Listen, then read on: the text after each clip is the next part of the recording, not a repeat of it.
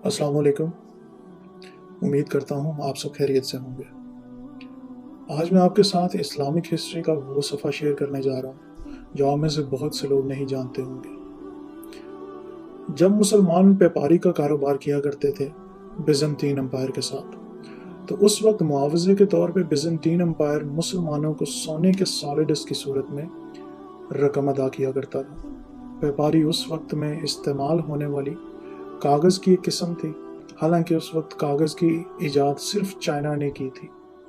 लेकिन बाकी एम्पायर्स में व्यापारी का इस्तेमाल किया जाता था, जो कि उस वक्त सबसे सस्ता तरीका था कोई भी तफसीर लिखने के लिए। वरना तो लोग उस वक्त जानवरों की खालों पर या पत्थरों पर तफसीर लिखा करते थे, और यही वजह है कि इससे पहले की सल्तनतों की तफसीर आज कागज़ की शक्ल में क्यों मौजूद नहीं।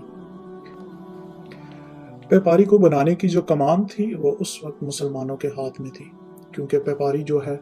वो मिस्र में बनाई जाती थी, और मिस्र को उस वक्त मुसलमानों ने फतह किया था। तो हुआ कुछ यूं कि जब मुसलमानों ने बिज़ंतीन एम्पायर को व्यापारी बेचना शुरू की, तो मुसलमान व्यापारी के ऊपर या नीचे कहीं जानबूझकर इस्लामिक स्क्रिप्ट्स लिख दिया करते थे, जो कि बिज़ंतीन एम्पायर को बिल्कुल भी पसंद ना थी। मुसलमान कभी उस पर मोहम्मद और रसूलुल्लाह जैसे अल्फाज लिख दिया करते, और कभी कुछ और ऐसी कुरानी आयात लिख दिया करते जो कि बिज़ंतीन एम्पायर को बिल्कुल भी गवारा ना थी।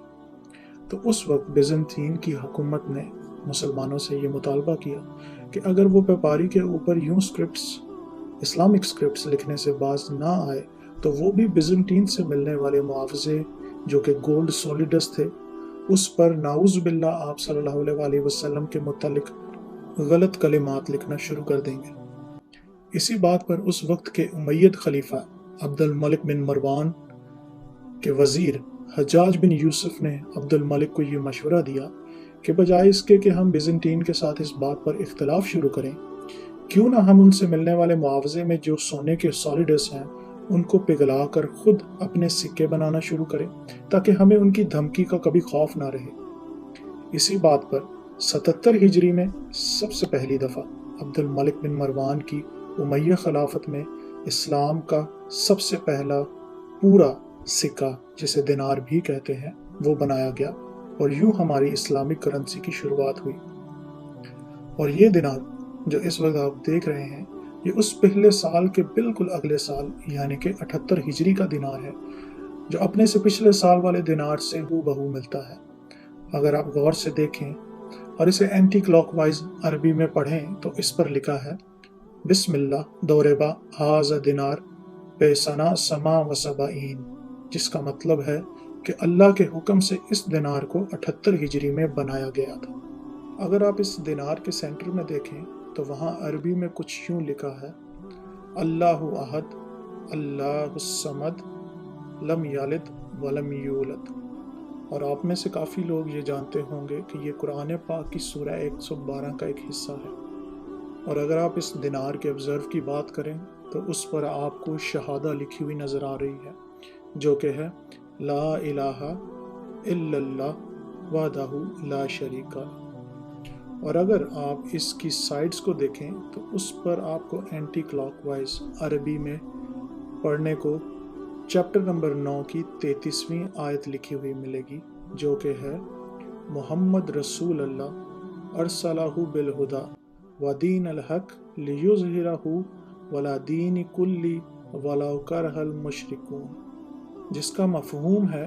कि हज़रत मोहम्मद मुस्तफ़ा सल्लल्लाहु अलैहि वसल्लम अल्लाह के नबी हैं, जिन्हें अल्लाह ने हिदायत और ज़िंदगी के सही सलीके के साथ इस दुनिया में भेजा, और बेशक ये सलीका सब सलीकों से बेहतर है, और आने वाले वक्त में भी हर तरीके से सबसे बेहतर रहनुमाई करेगा। इन सब आयात को दिनार पर लिखने की एक वजह यह भी थी कि अब्दुल मलिक बिन मरवान बिज़ंतीन एम्पायर को ये बताना चाहते थे कि उन्हें अब उनके सॉलिडस की ज़रूरत नहीं है, जिन पर वो क्रिश्चियन सिंबल्स को बनाकर मुसलमानों को मुआवजे के तौर पर किसी भी तिजारत में अदा किया करते थे। और इस सबसे भी ज़्यादा हैरान करने वाली बात ये थी कि आखिर कुरान के चैप्टर नंबर 112 की सूरह ही क्यों दिनार पर लिखी गई। आप सब इसका जवाब सुनकर बहुत हैरान होंगे कि ये सूरह की आयत क्रिश्चियंस को एक डायरेक्ट रिस्पांस देने के लिए लिखी गई, کیونکہ کرسچنز اپنے گولڈ سالڈس پر کرسچینٹی کے کراس کا نشان بنا کے اپنی حضرت عیسیٰ علیہ السلام کے متعلق ایک تھیولوجی کو ریپریزنٹ کیا کرتے تھے، تو عبد الملک بن مروان نے ان کو یہ دینار اور اس پر قرآن کی اس آیات سے یہ جواب دیا کہ اللہ صرف ایک ہے اور ٹرینٹی جیسا کوئی کنسیپٹ نہیں۔ یہ آیت اس پیغام کو لوگوں تک پہنچا رہی تھی کہ اللہ صرف ایک ہے اور اس کا کوئی شریک نہیں، نہ ہی اللہ کسی سے پیدا ہوا ہے اور نہ ہی اس نے کسی اور کو اپنے میں سے پیدا کیا۔ جیسا کہ بیزنٹین کے کرسچنز جو تھے وہ ٹرینٹی میں بلیو کرتے تھے اور حضرت عیسیٰ علیہ السلام کو نعوذ باللہ خدا یا خدا کا بیٹا مانتے تھے، تو اس وقت اس بات کے جواب میں یہ سورہ دینار پر لکھی گئی۔ اسلامک دنیا کا یہ سب سے پہلا دینار نہ صرف اسلام کی اپنی کرنسی کی شروعات کا حصہ بنا، بلکہ اس دینار کو ہم ایک دعوت کے نظریے سے بھی دیکھ سکتے ہیں کہ اس نے اسلام کا پیغام ہر اس شخص تک پہنچایا جس نے اسے استعمال کیا۔ جس وقت یہ دینار بنایا گیا تو اس وقت آپ صلی اللہ علیہ وسلم کے کافی صحابہ کرام ابھی زندہ تھے، جن میں ایک بہت مشہور صحابہ حضرت انس بن مالک رضی اللہ عنہ بھی ہیں، جن سے آپ صلی اللہ علیہ وسلم کی زندگی کی بہت سی روایات اور احادیث بھی منسلک ہیں۔ اور ایک یہی وجہ ہے کہ یہ سکے نہ صرف ہمیں یہ بتاتے ہیں کہ یہ سونے یا چاندی کے بنے ہوئے ہیں، بلکہ یہ سکے ہمیں ان چھپی ہوئی ہسٹریز کے بارے میں بھی بتاتے ہیں جو ہمیں عام کتابوں میں دیکھنے سے بھی نہیں ملتی۔ امید کرتا ہوں اس معلومات سے آپ کو بہت کچھ سیکھنے کو ملا ہوگا۔ میری کوشش رہے گی کہ میں اپنی کلیکشن کے ہر سکے سے آپ کو ماضی کی تاریخ یوں ہی بتاتا رہوں۔ تب تک کے لیے اپنا خیال رکھیں۔ انشاءاللہ زندگی رہی تو آپ لوگوں کے ساتھ کچھ مزید شیئر کروں گا۔ تب تک کے لیے اللہ حافظ۔